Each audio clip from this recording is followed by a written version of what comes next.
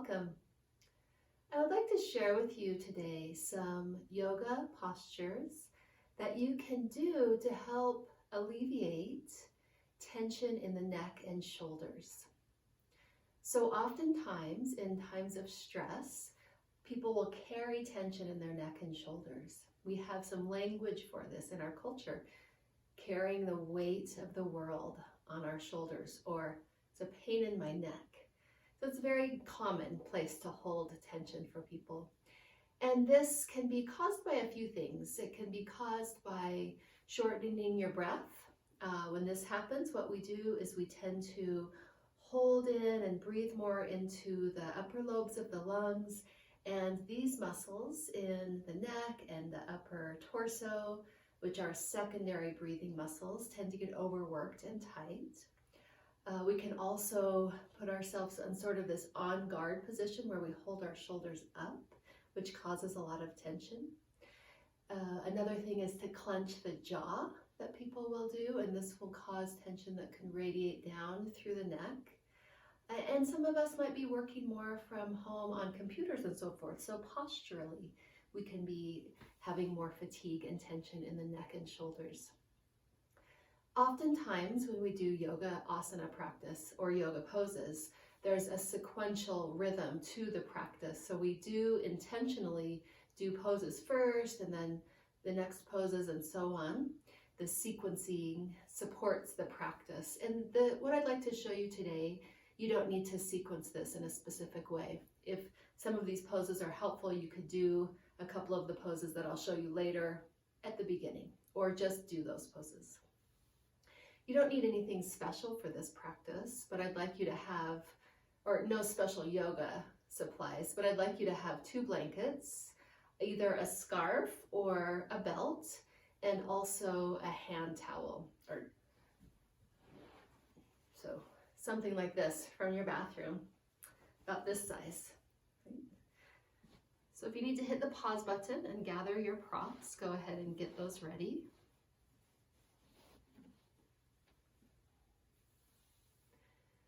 So as I mentioned, one of the things that can happen when we feel stressed is that our breath becomes shallow, which fatigues the upper parts of our neck and our shoulders because we're using the secondary breathing muscles rather than the primary breathing muscle of the diaphragm. So I'd like to show you a posture that can help you to relax that part of your body. So gather your 2 blankets, and we're going to take one blanket and roll it into a cylinder. And lay this, you don't need to have a yoga mat for this practice. You can just lay this on the floor. So it will look about like this. It just kind of depends on what type of blanket you have. And then we'll take the other blanket and we're going to fold it in half, or about the size of a smallish pillow, and set this on the top of the cylinder. Now when we come into this posture, you're not going to want to sit on the blanket that you've rolled into a cylinder, but you're going to sit right up against it. So you'll bring your hips right up against that blanket that's rolled into a cylinder. So again, you're not sitting on the blanket, but you're sitting right up against it. And then you're going to lay yourself down and come to this posture here. So you could have your legs crossed like this. You could have your knees bent with the soles of the feet touching the floor, or the knees also dropping in towards each other, or you could have your legs out straight.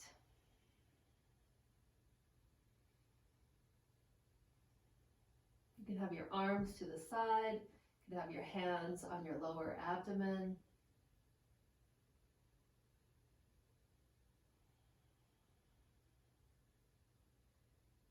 Now, if this feels like too much of a stretch for your upper back and neck, you can also roll this blanket underneath your head to a little bit larger support underneath your head.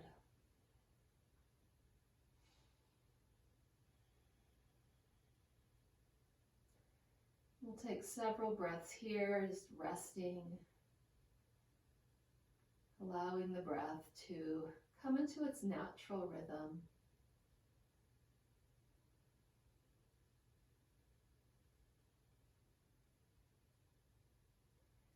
And we'll pay attention to the breath here. We don't need to change it or fix it, but let your attention rest on the exhale.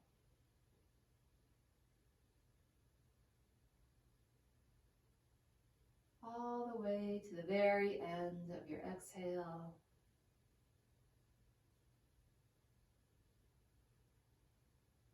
Before you inhale, you may notice a pause at the very end of your exhale.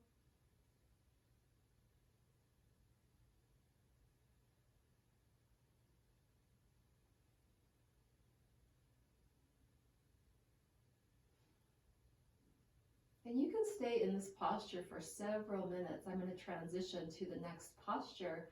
But if you want to push pause and stay in this pose for a little bit longer, you're welcome to. Another thing to consider, if this feels like too much of a lift here for your low back, too much of a bend, you can do a smaller roll of the blanket. So you can really fine tune this posture to meet your needs so that it feels supportive and comfortable. Another thing to consider is the placement of your arms. So I'm against the wall right here, so I can't move this arm to the side, but you would move your arms out further if that feels better for you, and have them be the same distance, both sides, right and left, from your body. And when you're ready to come up, especially if you do this for a while, you'll want to roll to your side and then come all the way up to sitting. Let me show you the next posture. So this is another lying down posture, and this can be really useful if you're feeling like you've been spending a lot of time at the computer, if your upper back's getting fatigued and tired. So I'm going to use just a rolled up towel like this. It's pretty small. And again, you're welcome to use a larger roll or a smaller roll. If this feels like too much, you could even unroll it halfway. But this towel is going to go underneath the chest. So I'm going to come to lying down, and the towel's right underneath the chest. And kind of how I determine where this towel should be placed is that it's underneath my underarms, right? So it's about in the middle of my shoulder blades. And here again, options for your lower body. You could cross your legs like this. You could have your knees bent. You could have your legs out straight. You could have a wider stance, heels further from your hips. And I like to use my arms here in cactus arms. So just like a saguaro cactus, the upper arm comes straight out from the shoulder, and then there's a bend at the elbow. Now, for some of you, this might be too much underneath your back without something underneath your head. So you could take a blanket, just a smaller roll of a blanket, not a full, big, thick roll of the blanket, and have your blanket come onto the head. So something like, have your head come onto the blanket. Feels good. And again, you can stay here as long as it feels comfortable and supportive to you.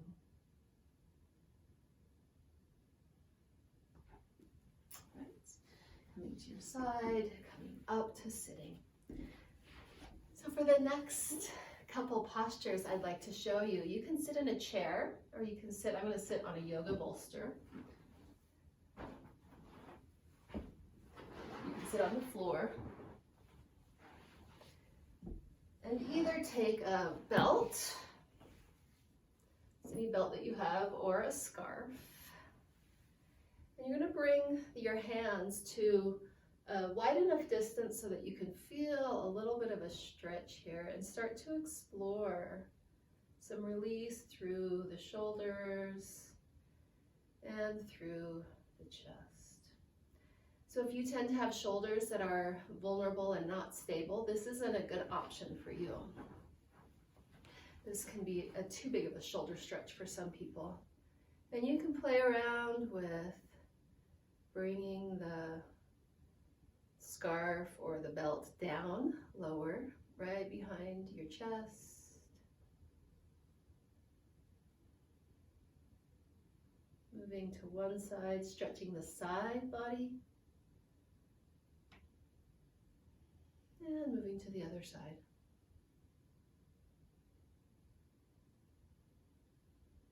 then you can take a more narrow grip and roll through the torso and the ribs, circle clockwise and counterclockwise.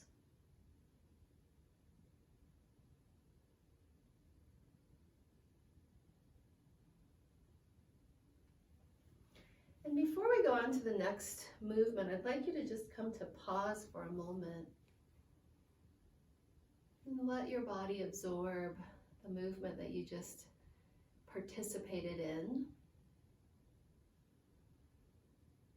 So we'll use either the strap or the belt or the scarf for the next movement here. And this time what we'll be doing is placing the scarf or belt in one hand. I'm going to show you, I'm going to turn my back to you to show you how this works. I'm going to bring my arm up and then bend my elbow and clasp somewhere onto the other end. And this is sort of like a flossing of the shoulders. Flossing the shoulder blades, let your hands move up and down, choosing a range of motion that feels like a nice stretch, but not too much. And how do you know not too much? Well, if you're grimacing, or if you're holding your breath, or if it's very painful, then you need to back off a bit.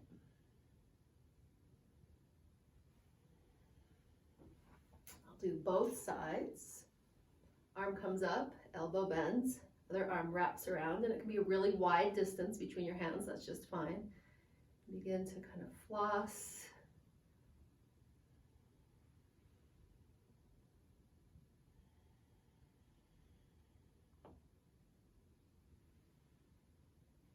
And release. And pause for a moment. Let your body absorb that movement that you just did. And then let's do a bit more for the neck. So we've been doing sort of chest opening, upper back releasing, shoulder opening, and we'll do some work with the neck. I would advise that you refrain from over-efforting here. The neck usually doesn't respond well to that.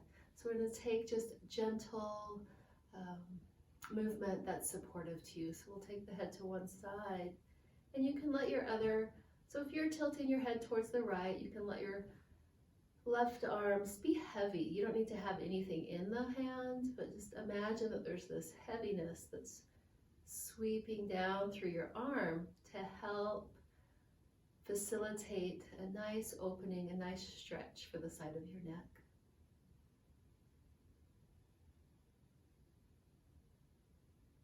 And slowly lowering, or excuse me, bringing your head up and turn side to side.